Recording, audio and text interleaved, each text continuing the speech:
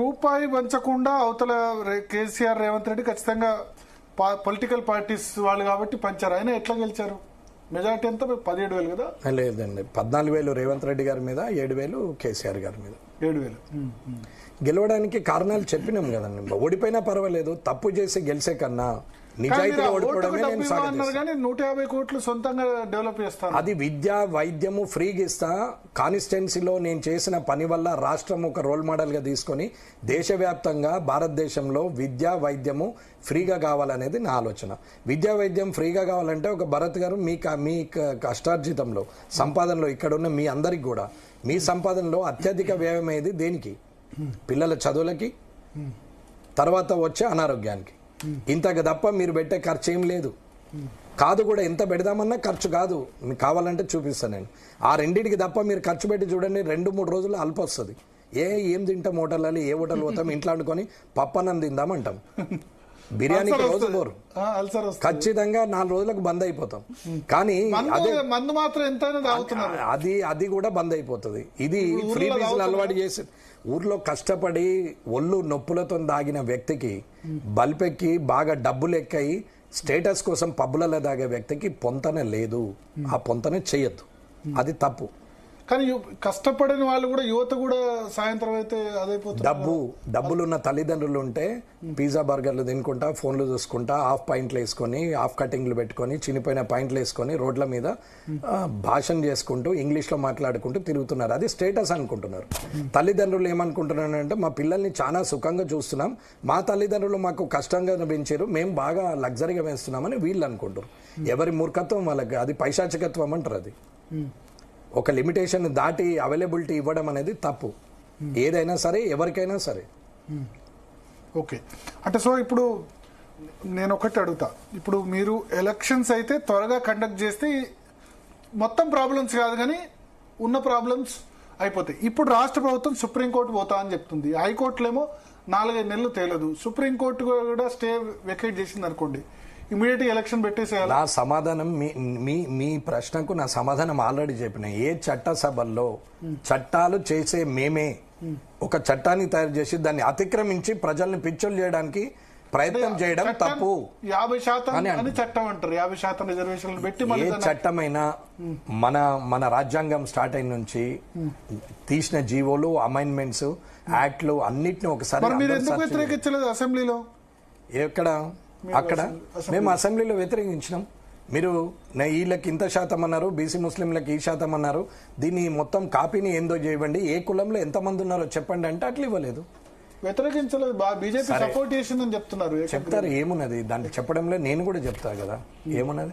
ఇప్పుడు నేను మాట్లాడిన మాట కాంట్రవర్సీ అయితే ఇది మా పార్టీ లైన్ కాదు, వెంకటరమణారెడ్డిగా ఆయన ఉద్దేశం చెప్పింది, ఇది బీజేపీ ఉద్దేశం కాదని కూడా చెప్తారు. తప్పలేదు, నేను వెంకటరమణారెడ్డిగానే చెప్తున్నా. ఒక మనిషిగా సమాజంలో ఒక రెస్పాన్సిబుల్ పర్సన్ గా వ్యతిరేకించారు మీరు. దేనికి? అసెంబ్లీలో బీసీ రిజర్వేషన్ వ్యతిరేకించలేదు, ప్రభుత్వం చేసిన తప్పుడు లెక్కని వ్యతిరేకించినాం.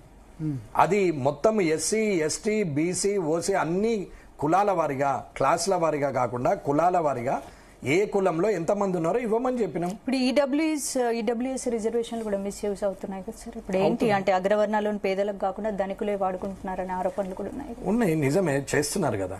ఉన్నోడికి రేషన్ కార్డు కూడా ఉంది కదా. ఎందుకు అని అంటే నేను బియ్యం తెచ్చుకొని కానీ నా కార్డు ఉండాలి, దేనికి అడుగుతారో తెలియదు అన్నట్టు తయారైపోయారు. ఉన్నారు కదా, లేరని నేను అన్నట్లు. తప్పు చేయని వాళ్ళు ఎక్కడున్నారు? ప్రతి దగ్గర ఉన్నారు. ఇక్కడ ఏదో ఫార్వర్డ్ క్లాస్లో అంతా నిజాయితీ పరులు, నీతిమంతులు అని నేను చెప్పట్లేదే. 100% తప్పు చేస్తున్నారు. నేను నా గురించి చెప్పిన, నేనున్న స్టేజ్కి నేను రేషన్ కార్డు తీసుకోవద్దు. ఒకవేళ రేషన్ కార్డు తీసుకొని నేను బియ్యం తెచ్చుకోకుండా రేషన్ కోటా రిలీజ్ అవుతుంది, అది మాయమవుతుంది కాబట్టి, అది ప్రజలకు నష్టమవుతుంది కాబట్టి రేషన్ కార్డు తీసుకోలేదు.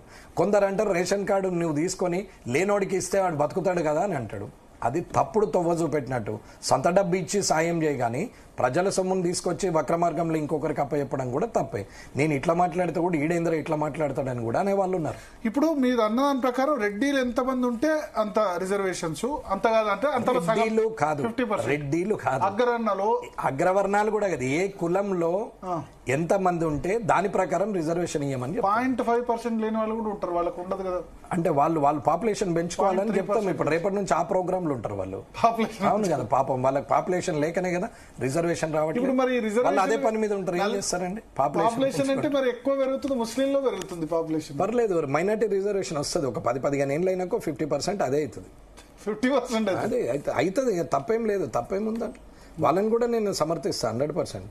తప్పేం లేదు. వాళ్ళు మీరు అన్ని కులాలు ఎవరి పాపులేషన్ వాళ్ళు పెంచుకోండి అని మీరు సహాయం చేస్తారు. నేను చేయట్లేదు, ప్రభుత్వం చేస్తుంది. దాన్ని మీడియా పెంచుతుంది. మీడియా దాన్ని హాట్ అని చెప్పి కాకరేపుతున్నారు తప్ప వాస్తవాన్ని ప్రజలకు మీడియా చెప్పట్లేదు. మీరు ఏమనుకున్నా పర్వాలేదు, నన్ను మళ్ళీసారి విలువకున్నా పర్వాలేదు. మీడియా మీడియా మీద విమర్శ మీడియా అన్ని వ్యవస్థలాగే మా వ్యవస్థ కూడా ఉంది. మీడియా కూడా మిగతా పొలిటికల్ మీరు ఒప్పుకున్నారు కాబట్టి వాస్తవం ఒప్పుకోలేదు. ఇప్పుడు పొలిటికల్ సిస్టమ్ ఎట్లా ఉందో, ఒకప్పుడు జర్నలిస్టులను చూస్తే లీడర్ గజ్జం అంటుండే, ఇవాళ జర్నలిస్టులు లీడర్ దగ్గరికి ఫ్రెండ్షిప్ లాగా అయిపోయారు. ఇట్లా ఇంకా మనం ఇద్దరం ఒకటే అయిన తర్వాత ఇంకేముంటదండి? అయిపోయా, ఇంకేముంది? బ్యూరోక్రాట్ అంతా జేబులలో వచ్చి కూర్చుంటారు. ఇదివరకు ఎందుకు భయపడుతుండే వాళ్ళు? ఉండే జెన్యూనిటీ ఉండే, వాళ్ళు అలా ఉండే. జర్నలిజం అంటే దానికి వాల్యూ ఉండే. ఇప్పుడు అక్రిడేషన్ కార్డు 6వ తరగతి చదివిన కూడా ఇస్తున్నారు. ఏం చేస్తామండి, కర్మ అట్లా అయిపోయింది. ఒక దగ్గరికి పోతే 100-200 మంది ప్రెస్ వాళ్ళు కనపడుతున్నారు అక్రిడేషన్ వేసుకొని. ఏమనలేని పరిస్థితి. సరే, బతుకు తెరువు కోసం ఏదో చేసుకుంటున్నారా అంటే అది అట్లా కాదు, అదో రాజకీయం. ఇలా తయారైపోయినప్పుడు దాన్ని కంట్రోల్ చేసేవారు లేరు. అక్రిడేషన్ కమిటీకి చైర్మన్ ఎవరు అంటే మన కలెక్టర్ ఏం చేస్తున్నాడు అంటే నాకెందుకు పెంట. ఇది అన్ని కాంప్లికేషన్స్. ఇవ్వకపోతే ఇబ్బంది. అంటే అందరము ఇలాగే అనుకుంటే, నేను కూడా అలాగే అనుకుంటే ఇవాళ ఇక్కడ దాకా రాకపోతుంటే కదా. నేను కూడా అలా అనుకోకుండానే ఇవి మాట్లాడుతున్నాం. దీనివల్ల ఇప్పుడు నువ్వు ఈయన బద్ద బీసీకి పెట్టిన వాళ్ళు కూడా ఉన్నారు. నేను మాట్లాడిన మీ జీలో చెప్పినాక మీ జీలోనే కింద కామెంట్స్ చూస్తే ఈయన చెప్పేది నీతులు కానీ ఈయన బీసీలకు బద్ద వ్యతిరేక అని మాట్లాడి, నేను మాట్లాడేదే ఆయన అర్థం చేసుకోకుండా మిస్అండర్స్టాండ్ చేసుకొని ఏదో స్పాంటేనియస్ గా 2 నిమిషాల ముందే నేనే అడ్వాన్స్ మెసేజ్ పెట్టేస్తే కామెంట్ చేసేస్తే నేను గొప్పని అనుకుంటూ చాలా మంది అయినప్పుడు ఏం చేయలేం. నేను చెప్పింది లాజిక్ ని అర్థం చేసుకోమన్నాం. ఆర్థిక సమానత లేనప్పుడు ఆర్థికంగా ఎదిగిన వ్యక్తికి ఎబో పావర్టీ లైన్ కు రిజర్వేషన్ ఎలిజిబిలిటీ ఉండదు. ఈ బికమ్స్ ఓపెన్ కాంపిటేటర్ గానే రావాలా. కానీ మళ్ళీ కులాన్ని, మళ్ళీ మతాన్ని, మళ్ళీ అక్కడ రిజర్వేషన్ వాడద్దు అనేది నా ఆర్గ్యుమెంట్ అంతే. సో అంటే మీరు దానివల్ల హట్ అయ్యారా? ఇప్పుడు ఇదివరకు మా జీ తెలుగు ఇచ్చిన ఇంటర్వ్యూకు దాని కామెంట్స్ అంటే ఒకటి గుర్తుపెట్టుకోండి, కామెంట్స్ కంటే లైకులు కూడా ఎక్కువ ఉంటాయి కదా. లైకులు చూడలేదేమో మీరు? ఇంట్లో 24 గంటలు ఉంటేనే చేసుకున్న భార్య తిడుతుందన్న. 24 గంటలు కదలకుండా ఉంటే ఏం పని లేదా, బయటకు ఎప్పుడు ఆడివట్లు తిరిగి ఇంట్లో ఉంటావని అంటారు.